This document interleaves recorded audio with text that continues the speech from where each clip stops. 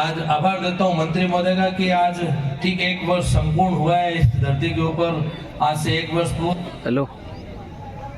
देश आजादी के बाद में पहली बार ये सोचा गया जिस धरती के ऊपर इस बाजरा जैसी महत्वपूर्ण अनाज का यहाँ पर ही पैदावार होना और हमको दूर दराज लगभग 2500 किलोमीटर दूर से उसका बीज आता था हैदराबाद की उस पावन धरा से जहाँ से मैडम अपने बीच में विराजमान है। लेकिन क्योंकि ये कार्य आज से जैसा कि अपन और भी अलग अलग मोदी जी का जब जिक्र करते हैं तो अक्सर अपन ये चर्चा करते हैं कि आज से देश आजादी के बाद में लगभग 70 वर्ष में इस बात का नहीं सोचा गया, उस बात का नहीं सोचा गया। वैसे ही इस महत्वपूर्ण चीज का भी किसी ने कभी आज तक विचार भी नहीं किया। मैं धन्यवाद दूंगा हमारे पूर्व मंत्री महोदय का कि आज इतना महत्वपूर्ण विषय जहां पर लगभग देश का 40% हिस्सा बाजरे की पैदावार राजस्थान की धरा पे मारवाड़ में यहाँ पर अपने इस ऑर्गेनिक जमीन ऑर्गेनिक खेती के रूप में यहाँ इस धरती के ऊपर की जाती है, उसका बीज इतने दूर से इत्तेफाक से मंत्री महोदय मैं आपका ध्यान चाहूंगा कि इस बार जब सांसद चुनाव चल रहे थे तेलंगाना की धरती पर राजस्थान से भी बहुत बड़ी एक टीम गई थी, हमारा भी वहां पर जाना हुआ था और मेरे को राजेंद्र जी गहलोत साहब को 5 लोकसभा क्षेत्र वहां पर प्रवासियों के बीच में उनसे संपर्क का हमको एक दायित्व दिया गया था। हैदराबाद, सिकंदराबाद, मलकाजगिरी, भुवनगिरी और चवल्ला।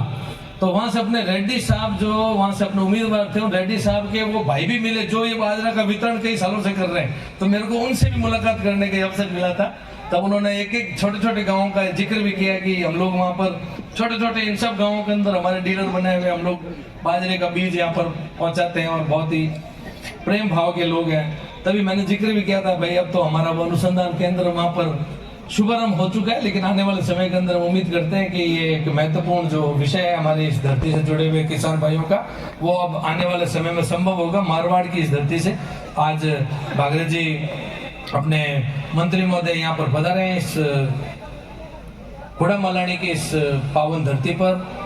1 वर्ष संपूर्ण होने पर हम उम्मीद करते हैं वैसा आने वाले समय बहुत ही जल्द आप इसके भवन निर्माण से लेकर के और सारे इस कार्य योजना को आप जल्द से जल्द अंजाम भी देंगे और इसका लाभ आने वाले समय में यहाँ की किसान भाइयों को बहनों को सबको आने वाली पीढ़ी को मिलेगा।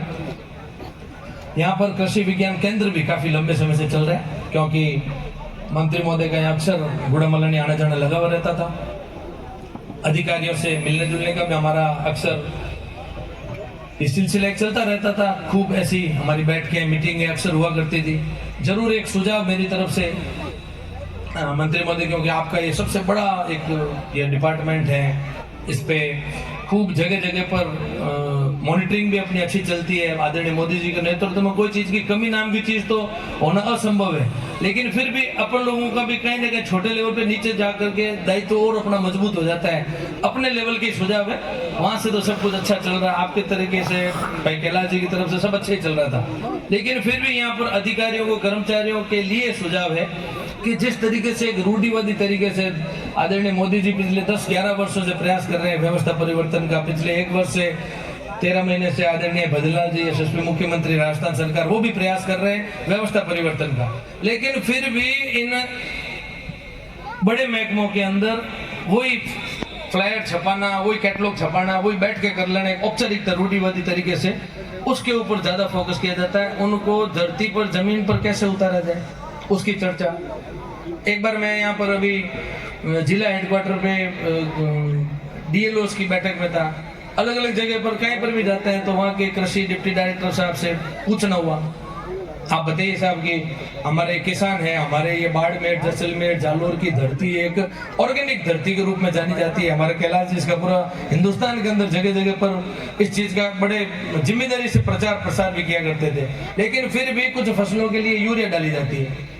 कृषि पर्यवेक्षक नीचे जमीन तक गांव तक बैठे हैं, लेकिन फिर भी इस चीज की चिंता नहीं की जाती। इस चीज के लिए इन गाँव के लोगों के अंदर बैठ करके उनकी कोई कार्यशाला लगाना, वहां पर उनसे कोई मंथन करना, चिंतन करना या उनको कोई सूचना देना, कोई फ्लायर बना करके भी देना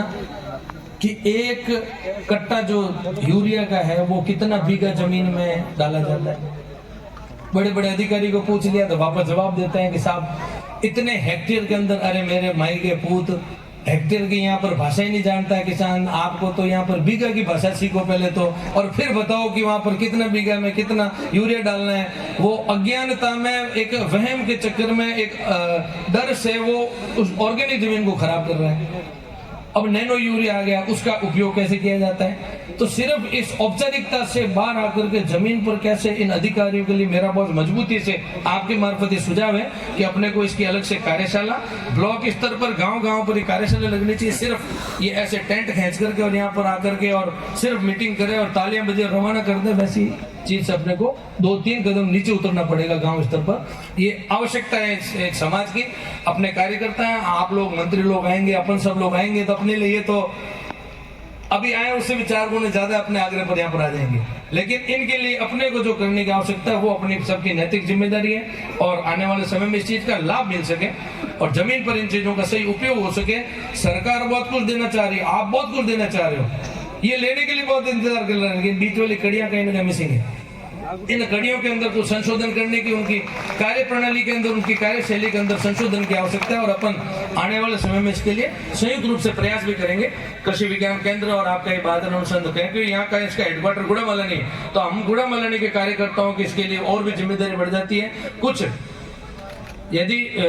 कृषि विभाग की तरफ से गलत लोगों का चयन हो गया तो उनके अंदर भी उसका संशोधन करके हम वापस उसको सुधार करके उसको जमीन पर कैसे उतारा जा सके, अच्छे लोगों को उसके अंदर जोड़ने का प्रयास हम करेंगे। ऐसी हम आपसे वादा भी करते हैं, क्योंकि आज यहाँ पर पधारे हैं और क्योंकि आपका समय भी बहुत लंबा, आप सवेरे जल्दी अजमेर की तरह से निकले। अभी मंत्री महोदय कह रहे थे, मैंने तो सोचा 3 बजे रवानगी ले लेंगे, लेकिन हमारे यहाँ देखिए सब गुड़ामलानी में आना अपने हाथ में, लेकिन जाना आपके हाथ में नहीं है। ये बहुत ही लाड प्यार वाली धरा है, और यहाँ पर सभी बहुत आपका पलक पावड़ा बिछा करके स्वागत के लिए आज सब इतने दूर दूर से, अलग अलग गाँव से, क्योंकि काफी दिनों से चर्चा थी, तो आपके लिए स्वागत के लिए सभी लोग, महत्वपूर्ण लोग आज यहाँ पर आए हैं। आप यहाँ पर इस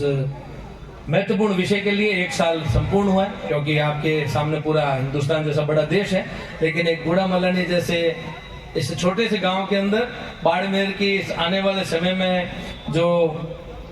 तेल, गैस, लिग्नाइट, पता नहीं रिफाइनरी, अलग अलग आने वाले समय में एक बहुत ही महत्वपूर्ण धरा है। ये अभी ऑनगोइंग है, ऑन प्रोसेस है, प्रक्रियारत है। तो इस महत्वपूर्ण धरा में आज आप यहाँ पर पधारे और हमको सब को आप मार्गदर्शन भी देंगे, सहयोग भी देंगे, और आने वाले समय में इस एरिया का विकास कैसे, और मोदी जी के जो सपने को, विकसित भारत का जो सपना, हमारे आदरणीय यशस्वी मुख्यमंत्री बद्रीलाल जी का विकसित राजस्थान का सपना साकार करने का एक और महत्वपूर्ण कदम आपके द्वारा यहाँ पर उठाया जा रहा है। इसके लिए आपको मेरी तरफ से, तहे दिल से, सभी गुड़ामलानी वासियों की तरफ से धन्यवाद ज्ञापित भी करता हूँ, और उम्मीद करता हूँ कि आगे आने वाले समय में आपकी तरफ से, हमारी मैडम जो हैदराबाद से पढ़े उनकी तरफ से, सक्सेना जी सबकी तरफ से सहयोग हम सभी आने वाले युवा पीढ़ी को किसान विभाग मिलता रहेगा, ऐसी हम आशा और उम्मीद करते हैं। बहुत बहुत धन्यवाद कैलाश जी, आज मंत्री महोदय को इस महत्वपूर्ण काम के लिए अब यहाँ पर लेकर के पधारे। बहुत बहुत धन्यवाद। जय हिंद, जय भारत।